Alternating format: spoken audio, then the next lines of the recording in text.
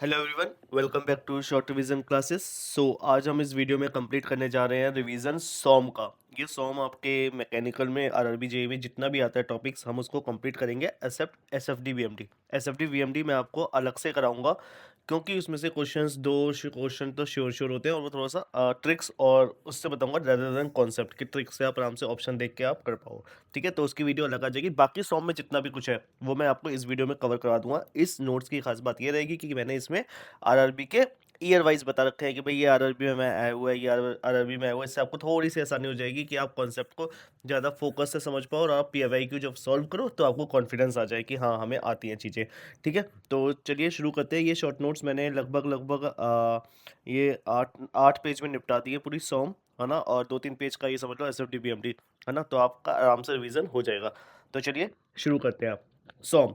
सबसे पहले हम पढ़ेंगे इसमें एजम्पशंस। एजम्पशंस क्या होती है इसमें, जैसे बॉडी जो है वो डिफॉर्मेबल होनी चाहिए। ऐसा नहीं है कि वो डिफॉर्म ही नहीं हो रही है, हम उसको मारे जा रहे हैं, फोर्स लगाए जा रहे हैं। दूसरा, होमोजीनियस होनी चाहिए, उसमें हर डायरेक्शन में, और आइसोटॉपिक होनी चाहिए हर डायरेक्शन में, हर पॉइंट पे। आपकी जो वैल्यू है वो हमेशा क्या होनी चाहिए, कांस्टेंट होनी चाहिए। ये आपका हर डायरेक्शन हर पॉइंट पे जो वैल्यू है वो सबकी सेम होनी चाहिए। वेट जो है हम नेगलेक्ट मानते हैं कि जो जो वेट लग रहा है उस बार बार का, वो सब नेगलेक्ट है। चौथा, body should be free from internal defect. कोई भी अंदर से कोई भी डिफेक्ट नहीं होगा। Body should be prismatic. Prismatic body होगी, सेम एरिया होगा। ऐसा कुछ नहीं होगा कि कभी ऐसे जाके फिर ऐसे ऐसे ऐसे बढ़ते हैं बॉडी, ऐसी कोई बॉडी नहीं होगी। और जो बॉडी है वो हुक्स लॉ फॉलो करेगी। हुक्स लॉ क्या है वो हम आगे थोड़ा सा पढ़ेंगे, वही कि stress is directly proportional to strain. ठीक है, तो अब पढ़ते हैं पहले सबसे पहले स्ट्रेस। स्ट्रेस क्या होता है, ये इंटरनल प्रॉपर्टी होती है जो आपको रेजिस्टिंग फोर्स लगाती है। फॉर एग्जांपल मैंने बोला है एक बार है आपके पास, इस बार में आपने एक फोर्स लगाया इधर की साइड अंदर। अब ये जो आपने अंदर दबाने के लिए फोर्स लगाया, तो ये बार जो है वो इक्वल एंड अपोजिट फोर्स अंदर से लगाएगी। जो ये अंदर से जो आपकी फोर्स पर यूनिट एरिया लगा रही है ना, इसी को बोलते हैं स्ट्रेस। तो इंटरनल स्ट्रेस जो होता है उसी को बोलते हैं, इंटरनल प्रेशर जो होता है उसी को बोलते हैं आपके, या इंटरनल फोर्स जो होता है उसी को बोलते हैं आपके स्ट्रेस। अब इसका फॉर्मूला क्या हो गया, सिग्मा से डिनोट करते हैं। Sigma equal to force upon area. Force को मैंने पी से डिनोट कर रखा है, तो फोर्स क्या हो गया न्यूटन पर, एरिया क्या हो गया मीटर स्क्वायर, तो ये बन गया पास्कल। पेपर में आया हुआ है कि स्ट्रेस का ऐसा यूनिट क्या होती है। अब ये जो होती है ना, ये टेंसर क्वांटिटी होती है सेकंड ऑर्डर की। क्या होती है, सेकंड ऑर्डर की टेंसर क्वांटिटी होती है। मतलब कि इसकी डायरेक्शन हर पॉइंट पे चेंज हो रही है। यहाँ पर अलग है, यहाँ पर इसकी वैल्यू अलग है, यहाँ पर चेंज है, ऐसे, है ना। और इसको मैट्रिक्स फॉर्म में लिखते हैं। मैग्नीट्यूड एंड डायरेक्शन एक से ज़्यादा होती है एक पॉइंट पे। ठीक बात है। अच्छा, जो स्ट्रेस होता है वो कितने टाइप का होता है, वो आपके 3 टाइप का होता है। पहला होता है डायरेक्ट स्ट्रेस, दूसरा होता है इनडायरेक्ट स्ट्रेस, और तीसरा होता है कंबाइंड स्ट्रेस। सबसे पहले हम समझेंगे डायरेक्ट स्ट्रेस के बारे में।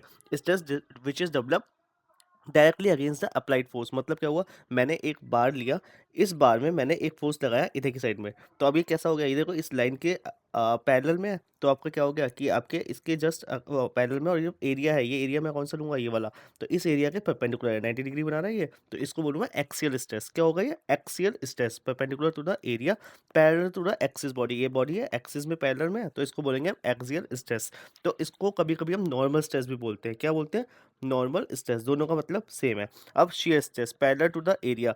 अब जो स्ट्रेस आपका एरिया के पैरेलल लग रहा है, मान लो मैंने यहाँ पर लगाया ऐसे, ये वाला, मतलब इस टाइप के यहाँ पर, ऐसे ही यहाँ पर अपोजिट लगा दिया। हमेशा ये पेयर में होंगे पहली बात, और दूसरा है अपोजिट टू द एरिया, और आपके एक्सिस के क्या है, ये परपेंडिकुलर है, तो इसको बोलेंगे हम शियर स्ट्रेस। फिर आता है इनडायरेक्ट स्ट्रेस। मैंने इस बॉडी के ऊपर लगा दिया हूँ। पहले मैं साइड में लगा रहा था क्रॉस सेक्शन पे, अब मैं बॉडी के ऊपर लगा रहा हूँ। अगर मैं यहाँ पर लगा रहा हूँ तो ये बॉडी क्या होगी, ऐसे झुकेगी। ये झुकेगी तो क्या आ जाएगा, बेंडिंग आ जाएगा। तो इनडायरेक्टली इस पर दो आ गए। पहले क्या हो गया, पी हमने शियर स्ट्रेस लगाया जो ऊपर की साइड लगाया, पर उस शियर स्ट्रेस की वजह से क्या हो गया, बेंडिंग भी हो गई है। तो ये कैसा वो हो गया, तो आपका इनडायरेक्ट स्ट्रेस हो गया कि इनडायरेक्ट फोर्स का या इनडायरेक्ट इफेक्ट आ जाए। क्या आ जाए, इनडायरेक्ट इफेक्ट आ जाए, तो उसी को बोलेंगे इनडायरेक्ट स्ट्रेस। ठीक बात है। जैसे बेंडिंग स्ट्रेस हुआ, अब मैंने इसको मोड़ा या फिर इसको मैंने ऐसे घुमा हुआ अगर रोटेशनल, तो आपका क्या हो जाएगा, टॉर्जन स्ट्रेस आ जाएगा। पेपर में आया हुआ है कि टॉर्जन स्ट्रेस कैसे टाइप का है, तो आप बोलोगे इनडायरेक्ट स्ट्रेस है। फिर कंबाइंड स्ट्रेस आ जाएगा। कंबाइंड स्ट्रेस क्या होगा, जिसमें मोस्ट प्रैक्टिकल सिचुएशन होती है, जैसे इसमें एक्सियल स्ट्रेस और आपके क्या कहते हैं, टॉर्जनल या बेंडिंग स्ट्रेस एक साथ आ रहे हैं, या बेंडिंग और टॉर्जनल दोनों आ रहे हैं। तो कंबाइंड वाले जो आते हैं वो आता है आपका कंबाइंड स्ट्रेस में आता है। अब एक चीज़ पेपर में इसमें ज़रूर पूछी गई है कि फोर्स वो flow stress correspond to plastic deformation of solid. मतलब क्या हुआ, जो आपका फ्लो स्ट्रेस होता है, जो स्ट्रेस हो रहा है वो आपका प्लास्टिक डिफॉर्मेशन करेगा बॉडी में, जितनी डिफॉर्मेशन होगी उतना स्ट्रेस लग रहा होगा आपके। ठीक बात है। अब आता है स्ट्रेन के बारे में। स्ट्रेन क्या होता है, change in dimension upon original dimension, मतलब डिफॉर्मेशन कितना हुआ उस रेशियो को मैं बोलूँगा स्ट्रेन। अच्छा, इसकी एसआई यूनिट क्या होगी, देखो ये चेंज इन डायमेंशन ये भी मीटर में होगा, अपॉन ओरिजिनल डायमेंशन ये भी मीटर में होगा, तो ये क्या हो जाता है, ये होता है यूनिटलेस। क्या हो जाता है, पहली बात यूनिटलेस इसकी एसआई यूनिट होती है। अब ये भी कितने टाइप का होता है, तो ये भी 4 टाइप का होता है ये। पहला होता है लॉन्गिट्यूडिनल स्ट्रेस। लॉन्गिट्यूडिनल स्ट्रेस क्या हो गया, कि stress along the direction of applied load. मान लो मैंने यहाँ पर इसको ऐसे खींच दिया, अब ये खींच के इतना बड़ा हो गया। ठीक बात है ना? तो अब इस लोड के उसमें खींचा है ना, ये जहाँ पर लोड की डायरेक्शन है उधर की साइड खींचा है, तो इसको बोलेंगे हम लॉन्गिट्यूडिनल स्ट्रेस। क्या बोलेंगे, लॉन्गिट्यूडिनल स्ट्रेस। तो stress along the direction of applied load, ये कितना हो जाएगा, ये हो जाएगा final length minus original length upon original length. ये हो गया आपका ई इलोंगेशन, इसको बोलते हैं। ठीक बात है, बहुत बार पूछा गया है, इसी को बोला जाता है लीनियर स्ट्रेन। क्या बोला जाता है, लॉन्गिट्यूडिनल स्ट्रेन को ही बोला जाता है लीनियर स्ट्रेन, पेपर में आया हुआ है। इसका फॉर्मूला पेपर में पूछा गया है, फॉर्मूला ये वाला पूछा गया है, सब पूछे गए हैं, जो जो चीज़ें मैं बता रहा हूँ सब में लिखा हुआ है देखो यहाँ पर, तो हर बार पूछा गया है। फिर आता है लेटरल स्ट्रेन। लेटरल स्ट्रेन क्या होता है, मान लो आप देखो ये मैंने खींचा, तो अभी इसकी डायमीटर मान लो ये 5 था, अभी खींचा तो पतला होकर कितना हो गया 3। तो इस खींचने की वजह से जो इसके दूसरी साइड में डायरेक्शन में चेंज आ गया, मतलब एक्स डायरेक्शन में हमने खींचा, वाई डायरेक्शन में चेंज आ गया, वो 5 से 3 रह गया, उसको बोलेंगे लेटरल स्ट्रेन। तो strain along the perpendicular to the direction of load, इस लोड के परपेंडिकुलर में लगा है यहाँ पर, है ना, तो ये कम हो गया, ये बढ़ गया, तो उसको हम क्या बोलेंगे, लेटरल स्ट्रेन। ये क्या हो जाएगा, change in breadth upon original breadth, same चीज़ रहेगी, है ना। मान लो ये 5 था, तो 5 माइनस 3 अपॉन पहले कितना था 5, तो कितना हो गया, ये 2/5 हो गया इसका स्ट्रेन। तो ये हो गया लेटरल स्ट्रेन। ठीक बात है। फिर आता है शियर स्ट्रेन। शियर स्ट्रेन होता है कि जैसे ये बॉक्स है, ये बॉक्स को मैंने यहाँ से ऐसे ऐसे मतलब कि फोर्स लगा दी, तो क्या हो जाएगा, ये थोड़ा मुड़ जाएगा, ऐसे हो जाएगा बॉक्स, तो ये जो एंगल कितना मुड़ा, तो इसको बोलेंगे शियर स्ट्रेन। इसको हम डिनोट करते हैं गामा से। किससे डिनोट करते हैं, गामा से। एंगुलर डिफॉर्मेशन बोलते हैं या फिर ट्रांसवर्स डिस्प्लेसमेंट पूछे बोलते हैं इसको। और गामा इक्वल टू होता है टेन थीटा। क्या होता है, जितना ज़्यादा थीटा होता जाएगा उतना ज़्यादा आपका स्ट्रेन लगता जाएगा। चौथा होता है वॉल्यूमेट्रिक स्ट्रेन, कि पूरे वॉल्यूम में क्या चेंज आया, जैसे आपके एक्स डायरेक्शन में अलग आएगा, वाई डायरेक्शन में अलग आएगा और जेड डायरेक्शन में अलग आएगा, तो उन तीनों का सम होगा, वो क्या हो जाएगा, वॉल्यूमेट्रिक स्ट्रेन। ठीक है। अब आता है स्ट्रेस स्ट्रेन डायग्राम।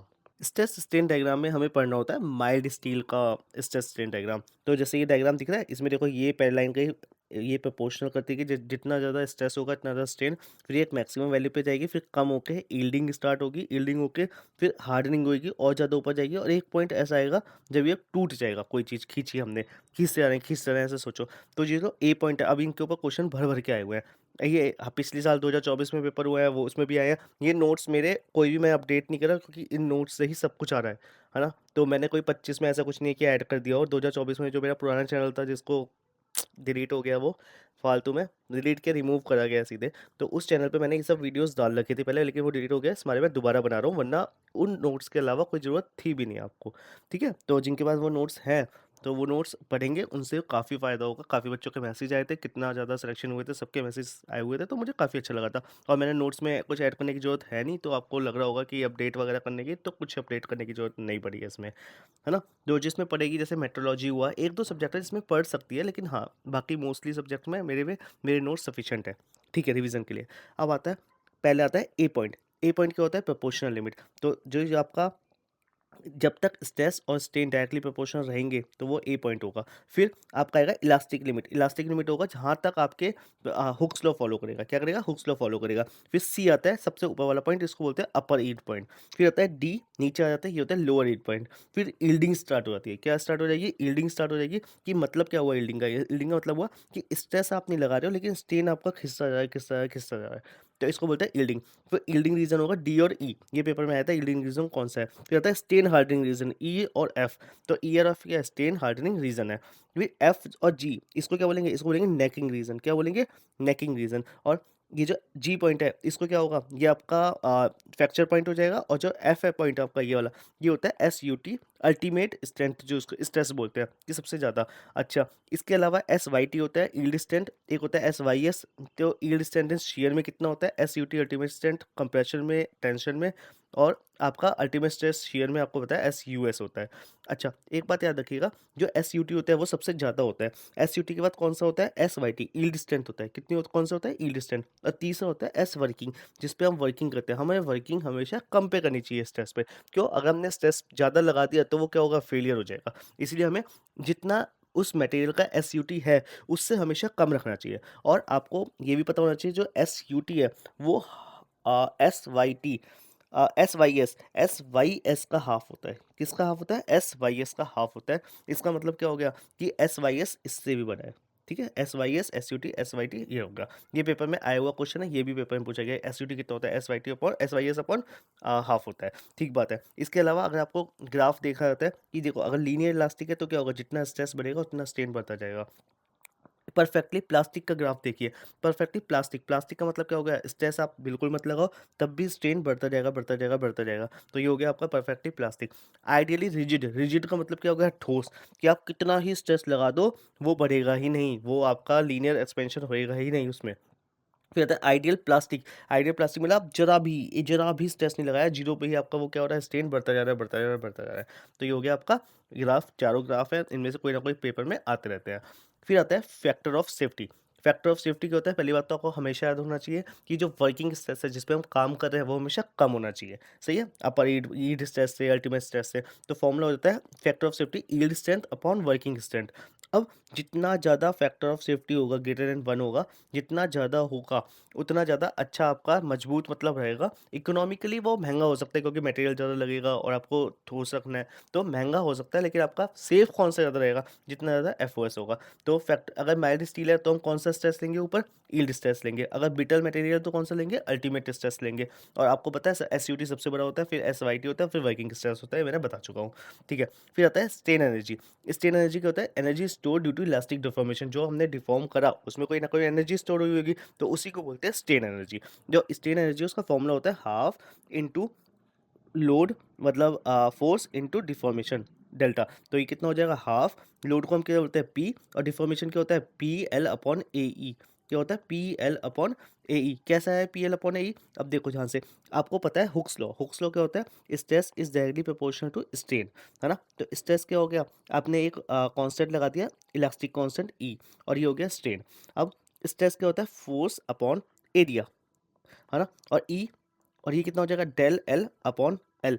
अगर मैं डेल एल अपॉन एल, अगर मैं डेल एल की बात करूं तो ये कितना हो जाएगा? तो आप कहोगे भाई ये हो गया पी एल, जो है वो ऊपर चला गया, पी एल अपॉन ए ई। तो यही चीज़ यहाँ पर आ गई, ये रही डेल की जगह, ये डेल है, इस जगह मैंने लिख दिया पी एल अपॉन ए। तो फॉर्मूला क्या बन गया? P square L upon half P into L into P into P. ये होता है हाफ होता है, तो हाफ पहले से लगा हुआ है, तो यहाँ पर हो जाएगा P square L upon two ए।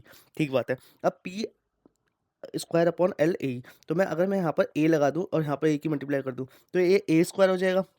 ये क्या है? पी स्क्वायर है, तो P square upon A square क्या हो गया? Sigma square. Sigma square into A जो हमने लगाया, और इंटू एल जो था अपॉन टू ई। तो फॉर्मूला क्या बन गया? Sigma square upon two E into A L. A into area into length क्या हो जाएगा? वॉल्यूम। तो फाइनल फॉर्मूला बन जाएगा sigma square upon two E into volume. ये हो गया आपका स्ट्रेन एनर्जी। क्या हो गया? Strain energy. तो ये कैसे फॉर्मूला है ड्राइव करके आपने ध्यान से देख लिया होगा, समझ लिया होगा। पेपर में हर पॉइंट पे कोई ना कोई क्वेश्चन पूछा जाता है कि आरआरबी में 2008 में पूछा गया क्या फॉर्मूला होगा? P square L upon two A. अगर फाइनल फॉर्मूला क्या है? Sigma square upon two E into volume. तो ये सब आपको याद रखना है। फिर आता है रेजिलियंस। रेजिलियंस क्या होता है? Strain energy store with in elastic limit. अब देखो ध्यान से, ये मैंने बोला इस पॉइंट पे कितनी स्ट्रेन एनर्जी है, तो आप कहोगे भाई इतनी है ना? फिर मैं कहूँ इतनी है ना? फिर मैं कहूँगा रेजिलियंस कितना है, तो आप कहोगे भाई ये विद इन इलास्टिक लिमिट की इस पॉइंट पे कितना है, इस पॉइंट पे कितना है, रेजिलियंस हो गया। अगर मैं कहूँ प्रूफ रेजिलियंस क्या है, तो आप कहोगे मैक्सिमम। मैक्सिमम इलास्टिक लिमिट कहाँ पर है? यहाँ पर। तो ये तो हो गया पूरा प्रूफ रेजिलियंस। ठीक है? और इसके अलावा जैसे मैंने बोला ये एनर्जी कितनी है, तो आप कहोगे ये रेजिलियंस है। अगर मैं कहूँगा इस पॉइंट पे कितनी है, तो आप कहोगे ये रेजिलियंस है। रेजिलियंस मतलब कोई भी पॉइंट पे अगर मुझे मैक्सिमम निकालनी है तो मैं कहूँगा प्रूफ रेजिलियंस। ठीक है? तो रेजिलियंस क्या हो गया? Strain energy stored within elastic limit. क्या फॉर्मूला हो गया? Same sigma square upon two E into volume. दूसरा होता है प्रूफ रेजिलियंस। प्रूफ रेजिलियंस मतलब मैक्सिमम एनर्जी स्टोर कितनी हुई है, तो ये हो जाएगा maximum value of resilience equal to कितना हो गया? Proof resilience. तो मैक्सिमम वैल्यू कितनी? इलास्टिक लिमिट पे। तो आपका हो जाएगा कि इलास्टिक लिमिट पे मतलब इतना, तो आपको पूरा पूरा निकालना पड़ेगा। मान लो किसी ने बोल दिया इलास्टिक लिमिट इतनी है और इसका प्रूफ रेजिलियंस निकालो, तो आप क्या करोगे? इसका एरिया निकाल दोगे, ये वाला। ठीक है? तो ये कितना हो जाएगा, हाफ इंटू लोड कितना है वो और डिफॉर्मेशन, तो डिफॉर्मेशन निकाल लोगे तो हो जाएगा आपका। ठीक है, तो ये हो जाएगा formula half P square L upon two, two तो लगा दिया ए। ठीक है, तो यह फॉर्मूले में आ जाएगा। फिर आता है modulus of resilience. Modulus of resilience क्या होता है, प्रूफ रेजिलेंस अपॉन वॉल्यूम, कि कितना पर यूनिट वॉल्यूम समझिए, जहाँ पर भी डिवाइड कर देंगे वॉल्यूम से तो वो आ जाएगा मॉड्यूलस, कहीं पर भी हो, चाहे वो अभी हम आगे टॉर्जन वगैरह में पढ़ेंगे तो समझेंगे, जहाँ पर मॉड्यूलस आ गया वहाँ पर क्या हो गया कि आपने वॉल्यूम को डिवाइड कर दिया। तो अब आता है उसके बाद अगला टफनेस। टफनेस क्या होता है, बहुत पेपर में पूछा जाता है, energy absorption capacity just before fracture, जितनी कैपेसिटी आपकी इलास्टिक लिमिट तक है, अब ऐसे समझो, जितनी इलास्टिक लिमिट तक है उसको हम बोलेंगे प्रूफ रेजिलेंस, और जितनी ये फ्रैक्चर तक है यहाँ तक, है ना, इसको मैं क्या बोलूँगा, इसको मैं बोलूँगा टफनेस। क्या होगा, टफनेस। तो अगर फ्रैक्चर तक है तो टफनेस, अगर आपका इलास्टिक लिमिट तक है तो रेजिलेंस, सेम चीज। अच्छा मॉड्यूलस, अब देखो वापस आ गया, मॉड्यूलस और टफनेस क्या हो गया, टफनेस अपॉन वॉल्यूम, इस पूरे का एरिया निकाल के वॉल्यूम से डिवाइड कर देंगे। फिर आता है प्लास्टिसिटी। प्लास्टिसिटी क्या होता है, the property of which are enable material to retain deformation permanently, कि कितना बॉडी डिफॉर्म हो रही है परमानेंटली, उसको बोलते हैं हम प्लास्टिसिटी। ठीक बात है। अब इसके अलावा कुछ स्ट्रेन एनर्जी है, प्योर शेयरिंग में कितना होता है, tau square upon 2g into volume. Torsion में कितना होगा स्ट्रेन एनर्जी, जो हम आगे भी पढ़ेंगे, tau square upon 4g into volume torsion में। हॉलो में कितना होगा, tau square upon 4g into volume into D square plus D square upon D square, बड़ा वाला हॉलो है तो मतलब ये आपका ऐसे है, तो समझ गए होगे आप। ठीक है, ज़्यादा हम डिटेल में नहीं जाएंगे, हम सिर्फ रिवाइज कर रहे हैं। बेंडिंग में कितना हो जाएगा, M square L upon 2 EI, ये पेपर में आया हुआ क्वेश्चन है, ये भी आ चुका है आरआरबी में। ठीक है, तो ये आपके हो गए स्ट्रेन एनर्जी वेरियस आपके कॉन्सेप्ट में, जैसे टॉर्जन हुआ, हॉलो हुआ, आपका बेंडिंग हुआ, शेयरिंग हुआ। ठीक है, फिर हुक्स लॉ मैंने आपको बता ही दिया, when a material is located loaded in elastic limit then shear stress is directly proportional to strain. आपको पता है sigma is directly proportional to strain है, तो नॉर्मल स्ट्रेस जो होगा वही लॉन्गिट्यूडनल स्ट्रेन में आ जाएगा, मतलब normal stress is directly proportional to longitudinal strain. तो ये आपको बता दिया। ई क्या होता है आपका, यंग्स मॉडुलस होता है, ई इक्वल टू हो जाएगा सिग्मा अपॉन आपका ये क्या कहते हैं स्ट्रेन। स्ट्रेन को मैं कैसे लिखता हूँ, एप्सिलॉन से लिखता हूँ। अच्छा, इसकी यूनिट क्या हो जाएगी, सिग्मा की क्या होती है, न्यूटन पर मीटर स्क्वायर। एप्सिलॉन क्या होता है, स्ट्रेन। स्ट्रेन की कोई नहीं होती है, तो ई की जो यूनिट होगी ऐसा यूनिट, ये भी क्या हो जाएगी, न्यूटन पर मीटर स्क्वायर। अब देखो, अगर आपका नॉर्मल स्ट्रेस और स्ट्रेन है तो आप बोलोगे ई यंग्स मॉडुलस। अगर आपका shear stress is directly proportional to shear strain है, मतलब shear stress is directly proportional to shear strain, तो आपका क्या हो जाएगा, तो जो आपका कांस्टेंट आएगा उसको बोलेंगे मॉडुलस ऑफ रिजिडिटी। क्या बोलेंगे, मॉडुलस ऑफ रिजिडिटी। ये क्या होगा, modulus rigidity equal to tau upon gamma. ठीक है, अगर वॉल्यूम है, नॉर्मल स्ट्रेस और वॉल्यूमेट्रिक स्ट्रेन है, तो आप क्या बोलोगे, normal stress equal to K into epsilon V. तो के क्या हो जाएगा आपका, बल्क मॉडुलस। बल्क मॉडुलस का फॉर्मूला क्या होता है, K equal to sigma upon E V, और इसको मैं बोल दूंगा प्रेशर। देखो सिग्मा जो होता है वो क्या होता है, फोर्स अपॉन एरिया, तो प्रेशर क्या होता है, फोर्स अपॉन एरिया, तो वही बात आ गई। और ये हो जाएगा डेल वी अपॉन वी, तो ये होता है आपका बल्क मॉडुलस। अगर कोई पूछेगा इसकी भी ऐसे यूनिट क्या होगी, न्यूटन पर मीटर स्क्वायर होगी। अच्छा, कोई पूछेगा बल्क मॉडुलस का उल्टा क्या होता है, तो आप बोलोगे 1/k इक्वल टू होता है बल्क मॉडुलस का उल्टा कंप्रेसिबिलिटी। क्या होता है, कंप्रेसिबिलिटी। ठीक है, और कंप्रेसिबिलिटी। ठीक है, और कोई पूछेगा इलास्टिक कांस्टेंट जो होता है ई, वो किसके इन्वर्सली प्रोपोर्शनल है, तो आपको दिख रहा होगा ये स्ट्रेन के इन्वर्सली प्रोपोर्शनल है। आपके इलास्टिक कांस्टेंट स्ट्रेन के इन्वर्सली प्रोपोर्शनल है, और यहाँ पर वॉल्यूमेट्रिक स्ट्रेन, तो मतलब स्ट्रेन के इन्वर्सली प्रोपोर्शनल होता है। ठीक है, फिर आता है रिलेशनशिप बिटवीन टीज मॉड्यूलस, जो हमने मॉड्यूलस पढ़े हैं, नॉर्मल स्ट्रेस और ये क्या कहते हैं Young's modulus, modulus of rigidity और बल्क मॉड्यूलस, ये तीनों के बीच में रिलेशन क्या है। तो देखो, यंग्स मॉड्यूलस को हम डिनोट करते हैं ई से, बल्क को के से, और आपका जी करते हैं रिजिडिटी को। पहला फॉर्मूला होता है E equal to 3k1 - 2 nu, बहुत न्यूमेरिकल आते हैं, बहुत डायरेक्ट क्वेश्चन आते हैं इसके ऊपर, बहुत फॉर्मूला पूछ लिया जाता है। E equal to 3k1 - 2 nu. दूसरा होता है E equal to 2g1 + new. तीसरा होता है E equal to 9kg upon 3k plus G. अब इसमें एक और क्वेश्चन आता है, number of independent elastic constant कितने होते हैं। जैसे होमोजीनियस और आइसेंट्रोपिक है तो आपके दो इंडिपेंडेंट हो गए, कोई भी ई और जी जैसे मैंने बोल दिया। और ऑर्थोट्रॉपिक में आपके 9 होते हैं और एनाइसोट्रोपिक में 21 होते हैं। तो मैंने ऐसे याद रखा कि 2 9 21। तो पहला क्या होता है, जो आपका होमोजीनियस और आपके आइसेंट्रोपिक है वो हमने पढ़े हुए हैं, तो वो आपके 2 होते हैं। ऑर्थोट्रॉपिक होता है 9 और एनाइसोट्रोपिक होता है 21। तो इतने इलास्टिक कांस्टेंट होते हैं इंडिपेंडेंट, उनका किसी स्ट्रेस और स्ट्रेन पे फर्क नहीं पड़ता है। अच्छा, ये जो हम म्यू पढ़ रहे हैं ना, E equal to 3k1 - 2 nu, तो म्यू क्या है, ये म्यू होता है पॉइजन्स रेशियो। क्या होता है, पॉइजन्स रेशियो। ये आपके फंक्शन होता है मटेरियल ऑफ टेस्ट स्पेसिमेन का, कि कैसा मटेरियल है। ये फॉर्मूला होता है इसका, mu equal to lateral strain upon longitudinal strain. तो अब कोई बॉडी है उस पर लॉन्गिट्यूडनल स्ट्रेन क्या लग रहा होगा, डेल एल अपॉन एल, और लेटरल स्ट्रेन क्या लग रहा होगा, बी वाला, तो डेल बी अपॉन बी। तो ये हो गया del B P upon B ratio del L upon L. तो ये हो गया आपका म्यू। अब म्यू की कुछ वैल्यू होती है, थ्योरेटिकली अगर पेपर में पूछी जाए आ चुकी है, इसमें बता रहा हूँ -1 से 0.5 तक होती है, लेकिन अगर प्रैक्टिकली पूछी जाए तो 0 से 0.5 तक होती है। ठीक है, अब मेटल्स के लिए पूछी गई है कि म्यू की वैल्यू कितनी होगी, तो आप बोलोगे 0.25 से 0.33 होगा। कॉर्क के लिए पूछी गई है तो वो म्यू इक्वल टू 0 होती है कॉर्क के लिए। नेचुरल रबर या पैराफिन वैक्स के लिए कितनी होती है, 0.5 होती है। तो मैक्सिमम कितनी होती है, 0.5। वो किसके लिए होती है, नेचुरल रबर और पैराफिन के लिए। अगर वो प्रैक्टिकली कितनी होती है, 0 से 0.5।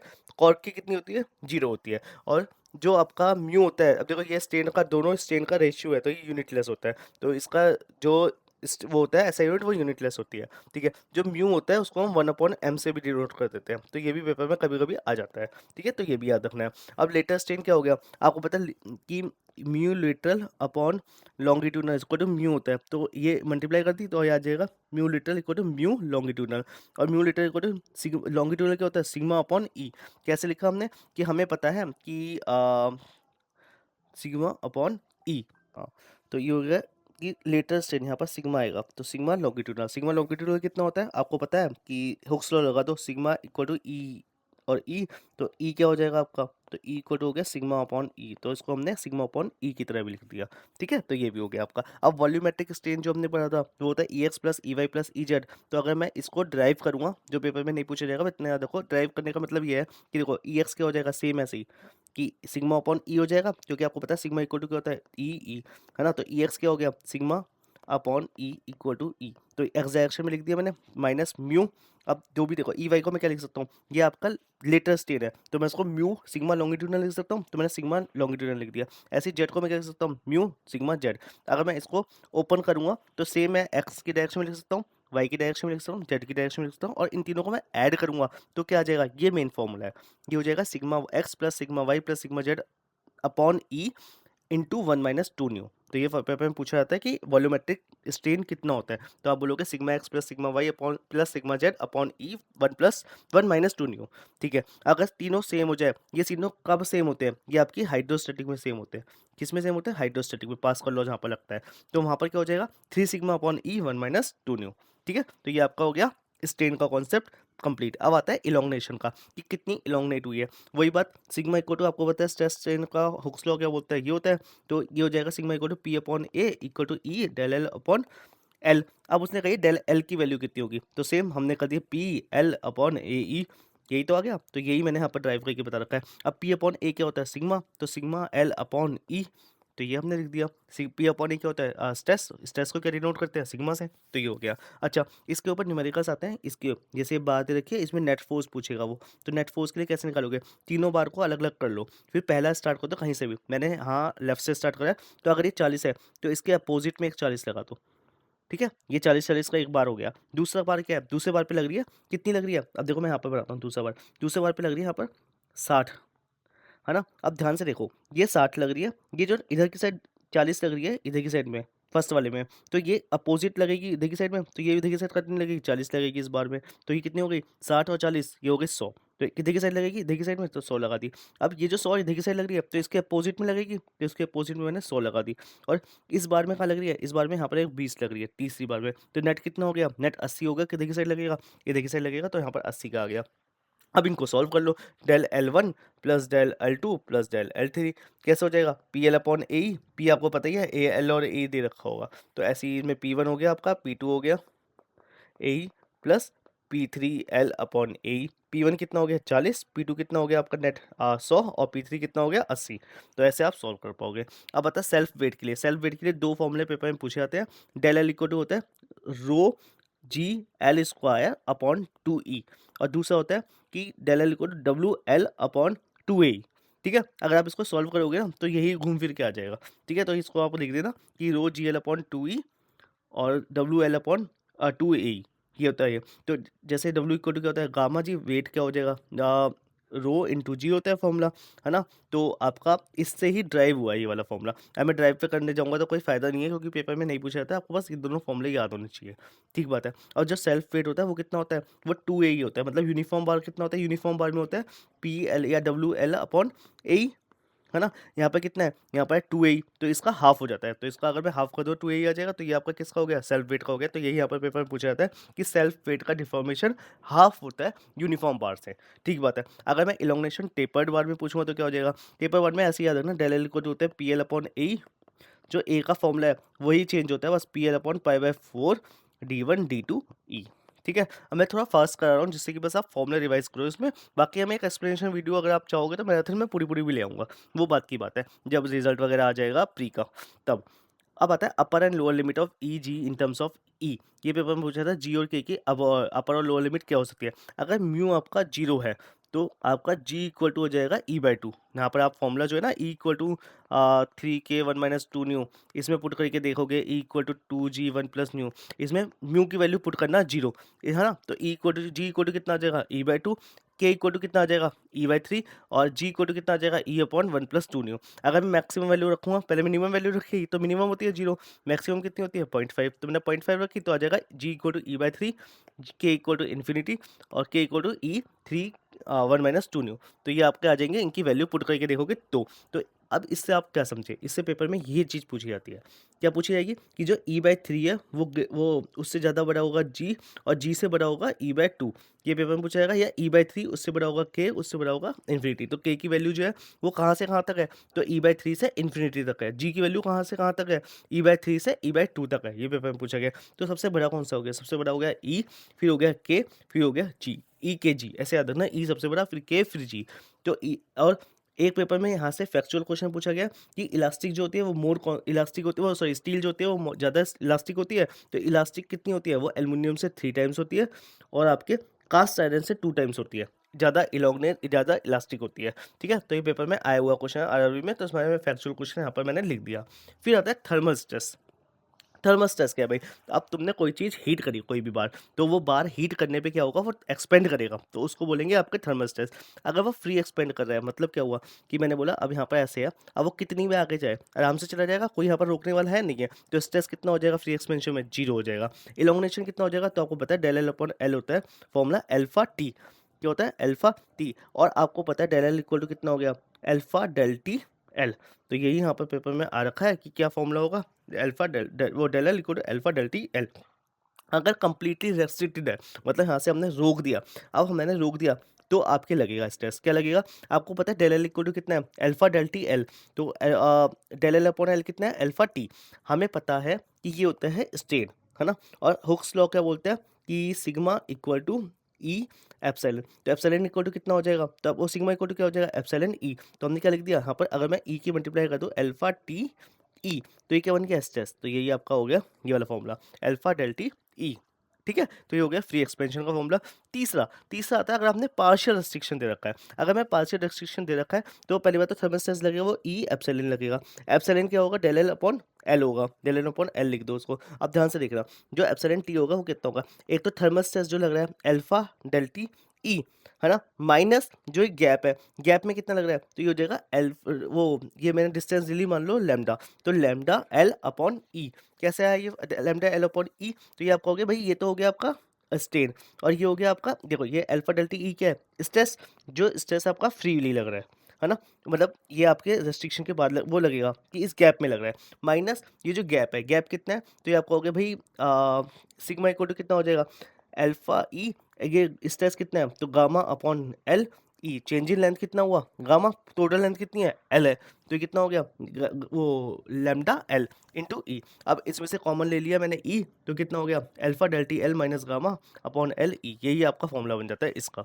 ठीक है, फिर आता है थर्मल स्ट्रेस कंपोजिट बॉडी में। अब ध्यान से देखना, कंपोजिट बॉडी हमने दो ली, स्टील और कॉपर की। अगर मैं स्टील और कॉपर की ले रहा हूँ तो एक्सपेंशन किस में ज़्यादा हो रहा है, तो आप ध्यान से देखना कि एक्सपेंशन मान लो कॉपर में ज़्यादा हुआ, है ना, स्टील में कम हुआ, तो इसमें कॉपर में एक्सपेंशन ज़्यादा हो गया, तो एक्चुअल एक्सपेंशन कहाँ पर जाकर रुकेगा कि भाई ये अब अकेले तो कॉपर जा नहीं पाएगा क्योंकि यहाँ पर स्टील भी है, तो एक्चुअल एक्सपेंशन यहाँ तक हुआ कुछ ऐसे, है ना। तो जो पेपर में आएगा कि इसमें किसका एक्सपेंशन ज़्यादा है, तो कहोगे अल्फा कॉपर ज़्यादा है किससे, स्टील से।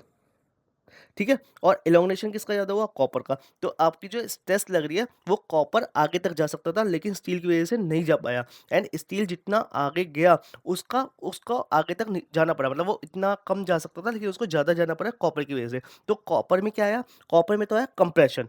ध्यान से देखना, क्यों? क्योंकि वो और आगे जा सकता था लेकिन स्टील की वजह से नहीं जा पाया तो रुक गया, है ना? स्टील को क्या हुआ? जितना जा सकता था उससे भी ज़्यादा आगे आया, तो कॉपर स्टील में क्या आ गया? एक्सपेंशन आ गया, टेंसाइल स्ट्रेस लग गई। क्यों? क्योंकि कॉपर ने उसको और ज़्यादा खींच दिया। ठीक है? तो thermal stress of composite body में ये वाला पेपर में कॉन्सेप्ट आता है। तो वापस से देखना, कॉपर ज़्यादा एक्सपेंशन है उसका तो वो ज़्यादा खींचेगा। स्टील कम एक्सपेंशन है वो ज़्यादा नहीं खींचेगा। लेकिन कॉपर जो है जितना खींच सकता था उतना खींच नहीं सका। क्यों? स्टील उसको रोक रहा है, पीछे खींच रहा है, भाई मैं तो नहीं खींच पाऊँगा। तो उस पे कंप्रेशन लग गया कॉपर पे। लेकिन स्टील जितना खींच सकता था उतना तो आगे चला गया ना, तो उस पे क्या लग गया? टेंसाइल फोर्स लग गया। तो ये पेपर में पूछा जाता है इतना। फिर आता है types of load. Types of load में क्या आ गया? ग्रेजुअल लोड होता है, सडन लोड होता है, इम्पैक्ट लोड होता है। इम्पैक्ट लोड बहुत ज़्यादा पूछा जाता है। ग्रेजुअल लोड क्या हो गया? लोड जो आपके टाइम के साथ-साथ वेरी करता है, ऐसे ये जा रहा है, ये जा टाइम के साथ-साथ बढ़ता है। सडन लोड क्या हो गया? एकदम से आपका ये समझो कि ऐसे जा रहा है और एकदम से एकदम ज़्यादा आ गया। तो एकदम से लोड लगा दिया, वो क्या होगा? Sudden load. इम्पैक्ट लोड क्या होगा? फ़ोर्स और किसी पॉइंट पे नीचे गिरा दिया, तो इस पोटेंशियल एनर्जी भी आ गई, तो उस पे हो जाएगा इम्पैक्ट लोड। सडन लोड का फॉर्मूला आपको पता है, P अपॉन A होता है। जो ग्रेजुअल लोड का P अपॉन A होता है। सडन लोड जो ग्रेजुअल लोड होता है उसका डबल होता है, मतलब क्या हो गया? 2P अपॉन A हो गया। और इम्पैक्ट लोड का फॉर्मूला होता है load upon area 1 plus under root 1 plus 2H upon del static. Del static मतलब डिफॉर्मेशन, H मतलब कितनी हाइट से घेरा है, और H का फॉर्मूला हो जाता है V स्क्वायर अपॉन 2G। और इसका अगर मैं शॉर्ट में कर दूं तो ये जो IF है, ये IF इक्वल टू कितना हो जाता है? ये होता है 1 plus 2H upon del static. और इसी IF को हम कितना मान लेते हैं? 2 मान लेते हैं। कितना मान लेते हैं? 2 मान लेते हैं। तो ये हो गया आपकी कहानी टाइप्स ऑफ लोड की। ठीक बात है। फिर आता है टॉर्जन। टॉर्जन क्या होता है? किसी भी चीज़ को घुमा दिया, जैसे हाथ पकड़ा उसको घुमा दिया, तो हमने क्या कर दिया? टॉर्जन कर दिया। जैसे ये आपकी एक एक ध्यान से देखना, शाफ्ट है। इस शाफ्ट को मैंने घुमा दिया, अगर मैं घुमाऊंगा तो एक एंगल पे घूम रहा है थीटा, है ना? तो ये हो गया टॉर्जन। इसकी लेंथ है एल। तो शेयर्स जो इसका आर थीटा है, देखो ये इसका रेडियस है। ध्यान से देखना, मैं वापस से मिटा कर बनाता हूँ, काम की चीज़ है ये इसकी रेडियस है ना? अ, हाँ, ये इसकी रेडियस है और ये थीटा इतना बेंड हो गया, तो R theta equal to L. और ये जो यहाँ से इतना गया है ना, ये होता है फाई। तो आर थीटा इक्वल टू कितना हो गया? L phi. पहली चीज़ आपको याद रखनी है। दूसरी आपको याद रखनी है शेयर स्ट्रेन। शेयर स्ट्रेन क्या होगा? शेयर स्ट्रेन होगा आर थीटा अपॉन एल। क्या होगा? चेंज इन लेंथ कितना हुआ? आर थीटा, है ना? और ओरिजिनल लेंथ कितनी है? एल। तो शेयर स्ट्रेन हो गया आर थीटा अपॉन एल। तीसरा फॉर्मूला आपको रखना है tau upon R equal to, यहाँ से याद रखो, tau upon R equal to G theta upon L equal to T upon J. ये आपकी टॉर्जन की इक्वेशन है। जैसे बेंडिंग इक्वेशन में पढ़ेंगे बेंडिंग और उसमें डिफ्लेक्शन में, ऐसे ही हम यहाँ पे पढ़ेंगे torsion equation. Tau upon R equal to T upon J equal to G theta upon L. और आपको क्या रखना है इसमें? इसमें लग रहा है जो टॉ अपॉन टॉ मैक्स होगा वो कितना होगा? आर अपॉन कैपिटल आर होगा। ये पेपर में इसके ऊपर एक एक नंबर में क्वेश्चन आते हैं। कैसे?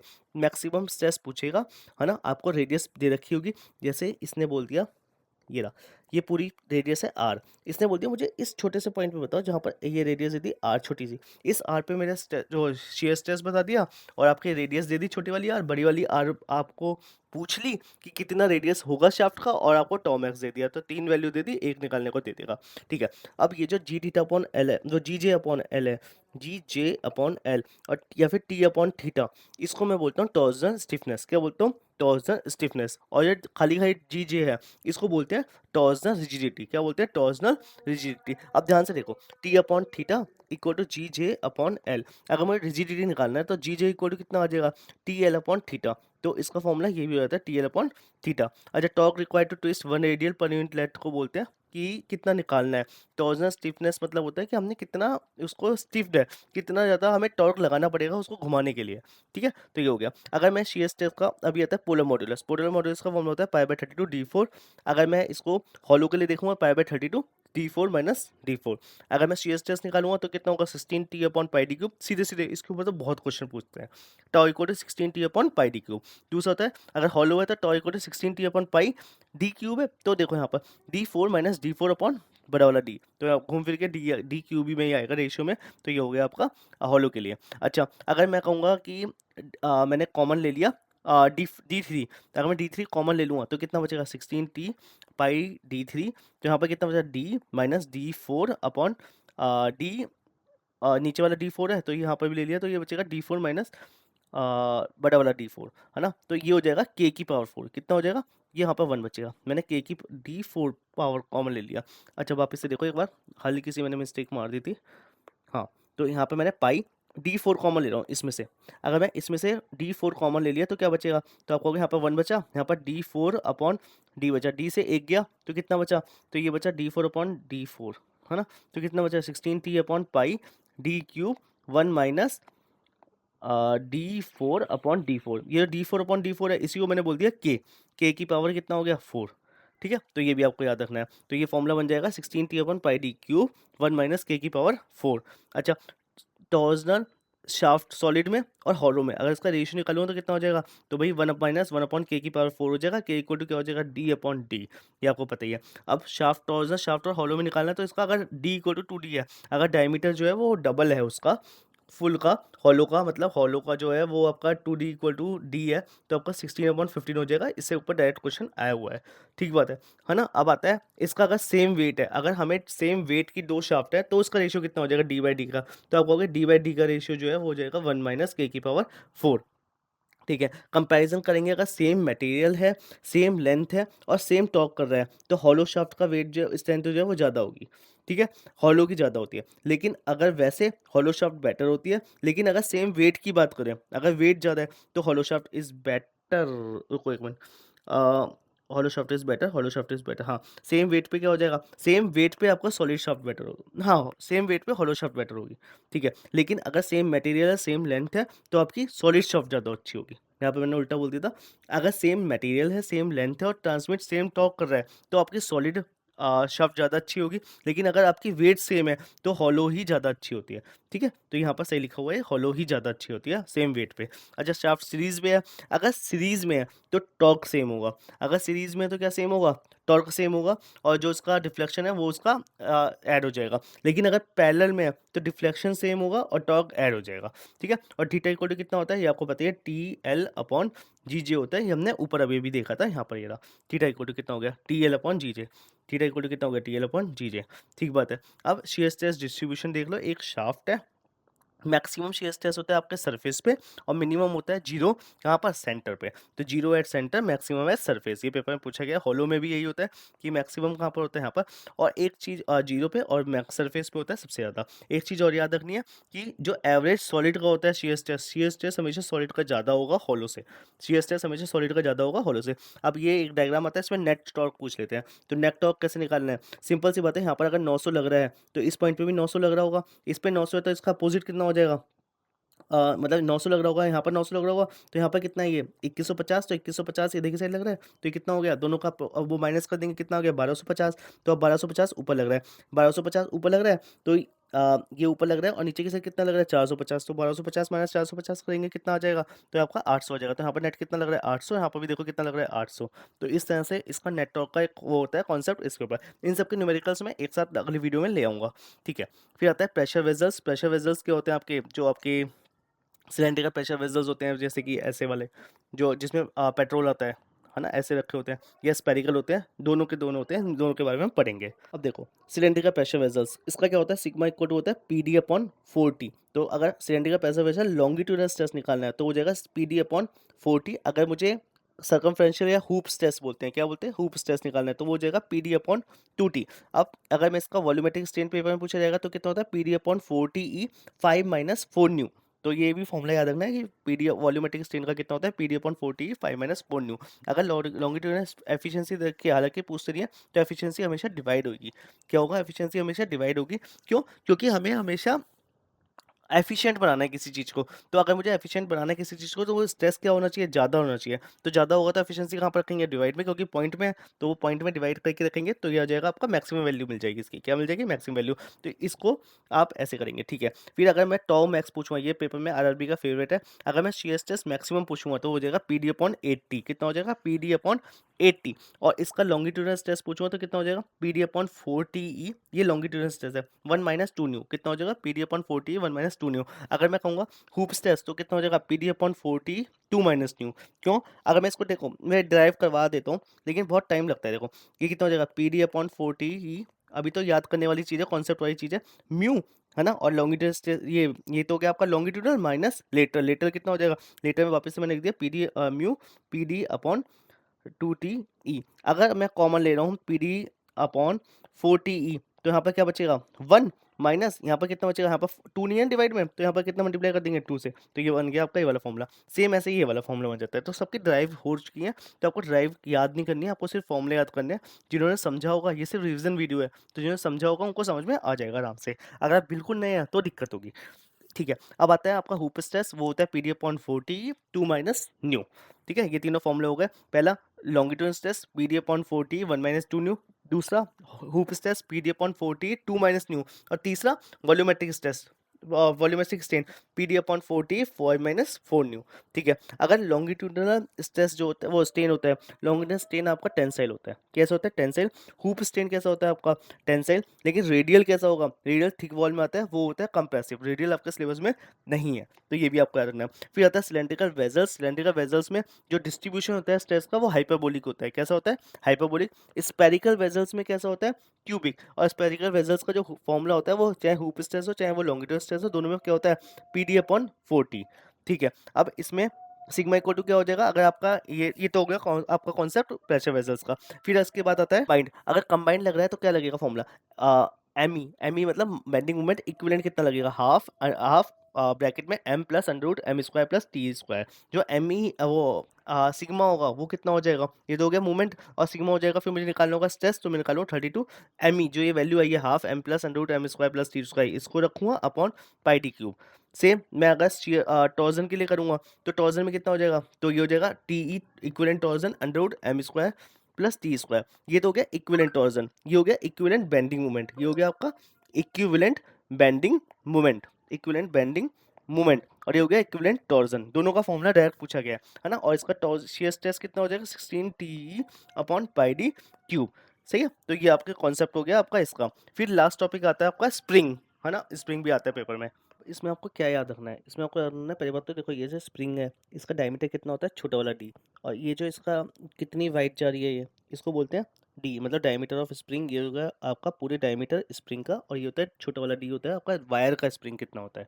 ठीक है, तो डी को to diameter of wire, D बड़ा वाला D diameter of spring, T मतलब ट्विस्टिंग कितना हो रहा है, डब्ल्यू मतलब लोड कितना लग रहा है, एल मतलब लेंथ कितनी है वायर की। ठीक है, तो एल कैसे निकालेंगे? देखो ये पूरा एरिया कितना होगा? 2 पाई आर, है ना, पेरीमीटर 2 पाई आर, और पूरी लेंथ कितनी हो जाएगी? एल। तो 2 पाई आर इंटू वो एन कर देंगे, मतलब कितने वो लग रहे हैं ट्विस्ट लग रहे हैं, एन वो लग रहे हैं ट्विस्ट, हाँ। तो ये हो जाएगा 2 पाई आर इंटू एन, तो ये लेंथ बन निकल जाएगी आपकी। ठीक है, थीटा जो होगा वो होगा एंगल ऑफ ट्विस्ट, और डेल्टा होता है रिफ्लेक्शन ऑफ स्प्रिंग। जो आपके नंबर ऑफ टर्न्स है वो एन से डिनोट करेंगे, तो 2 पाई आर इंटू एन कर देंगे तो आपकी लेंथ निकल आएगी। ठीक है, फॉर्मूला क्या क्या याद रखना है? ये 5-6 फॉर्मूले हैं, बस इतने ही याद रखो, काम बन जाएगा आपका। कैसे? Tau equal to 16 W R upon pi D cube.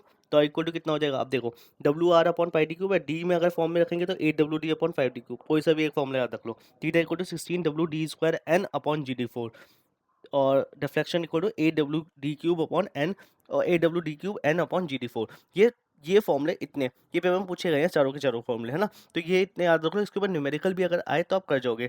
और अगर मैं इसको इसमें करूँगा पुट, क्या कहते हैं, आर की फॉर्म में, तो थीटा इक्वल टू कितना हो जाएगा? 64 W R square N upon G D 4। ये आपको पता ही है कि डी इक्वल टू क्या होता है? 2 आर। ठीक है, इसी से हमने यहाँ पर ये वैल्यू पुट कर रखी है, यहाँ पर ऐसे रखा है। ठीक है, जो डिफ्लेक्शन होता है वो इक्वल टू होता है आर थीटा के।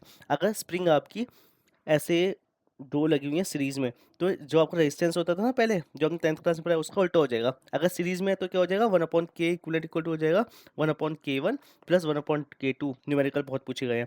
अगर पैरेलल में है, दो स्प्रिंग ऐसे लग रही हैं, एक और दो, तो ये k1 है, ये k2 है। अगर पैरेलल में तो क्या हो जाएगी? Equivalent k1 plus k2। ठीक बात है। अगर स्प्रिंग में एनर्जी पूछे तो क्या हो जाएगा? P इक्वल टू 2 पाई NT/60। एन जो होता है वो होता है number of revolutions in RPM, किसमें? मिनट में, number of revolution per minute. अगर आपका ये उसमें दे रखा है, सेकेंड में दे रखा है, तो फॉर्मूला क्या बन जाएगा? तो फॉर्मूला बन जाएगा P इक्वल टू 2 पाई NT, बस। अगर एन जो है वो आपका RPS में है। ठीक बात है। अब जो ये CS टेस्ट है वो कितना हो जाएगा, वो हो जाएगा AWD upon pi D cube KW मतलब होता है वॉइस करेक्शन फैक्टर, जिसकी वैल्यू होती है 4, ये पेपर में आया हुआ क्वेश्चन है, 4s-1 upon 4s-4 plus 6.615 upon s। खूब बार पेपर में पूछा गया इसकी वैल्यू कितनी होती है। s जो होता है वो होता है आपका स्प्रिंग इंडेक्स, जो होता है बड़ा वाला d अपॉन छोटा वाला d मतलब diameter of spring upon diameter of wire. ठीक है, अब ये बीम के बारे में वैसे तो ये मैं आपको उसमें पढ़ाऊंगा SFD VMD में, लेकिन अभी आप समझ लो सिंपली सपोर्टेड बीम कौन सी होती है, क्योंकि एक क्वेश्चन यहाँ से हर बार आता है, पिछले साल भी आया था। हाँ, आरआरबी इसमें से एक क्वेश्चन पक्का ही पूछती है। ये हो गया आपका सिंपल सपोर्टेड बीम। अगर आपकी फिक्स कर दो तो फिक्स बीम। अगर मैं कहूँगा कैंटिलीवर बीम मतलब एक फिक्स है एक फ्री है। कंटिन्यूस बीम मतलब आपका हो गया कि 3-4 आपके ऐसे फिक्स कर रखे कंटिन्यूसली। ओवरहैंग मतलब हो गया बाहर निकली हुई बीम। और प्रॉम्प्ट मतलब हो गया एक यहाँ से और एक यहाँ से फिक्स है ऐसे। ठीक है, अब ध्यान से देखना, जो आपकी 1, 2, 3 है, ये तीनों बीम आपकी डिटर्मिनेंट बीम है। पेपर में खूब बार पूछा गया है कि कौन सी डिटर्मिनेंट है, कौन सी डिटर्मिनेंट है। मतलब क्या हुआ, डिटर्मिनेंट मतलब होता है इसकी वैल्यू हम निकाल सकते हैं, नंबर ऑफ इक्वेशंस जो होंगे नंबर ऑफ वेरिएबल्स के बराबर होंगी। लेकिन जो फिक्स बीम होती है और आपकी कंटिन्यूस बीम होती है, प्रॉम्प्ट बीम होती है, ये आपकी इनडिटर्मिनेंट होती है। जितनी इक्वेशन बनेंगी उससे ज़्यादा वेरिएबल्स होते हैं, तो इसको हम ऐसे मैथमेटिकली जल्दी से ऐसे सॉल्व नहीं कर पाते हैं जितनी इक्वेशन होती है, तो इसको बोलते हैं इनडिटर्मिनेंट बीम। 4, 5, 6 क्या हो गई, इनडिटर्मिनेंट बीम। 1, 2, 3 हो गई आपकी स्टैटिकली डिटर्मिनेंट बीम। अब आप इसके अलावा कोई सा भी क्वेश्चन करके देख लो आरआरबी में, सब क्वेश्चंस आपको इससे मिल जाएंगे। जो मैंने भूला है, जितना मैंने बताया आपको, अगर आपके कॉन्सेप्ट क्लियर है तो आपका रिवीजन हो जाएगा बहुत अच्छे से। आपका कोई क्वेश्चन ऐसा नहीं जाएगा कि मैं भूल गया। ठीक है, तो ये सॉम इतनी है, बाकी मैं वो SFD BMD बाद में करवा दूंगा। ठीक है, तो मिलते हैं नेक्स्ट वीडियो में। Thank you.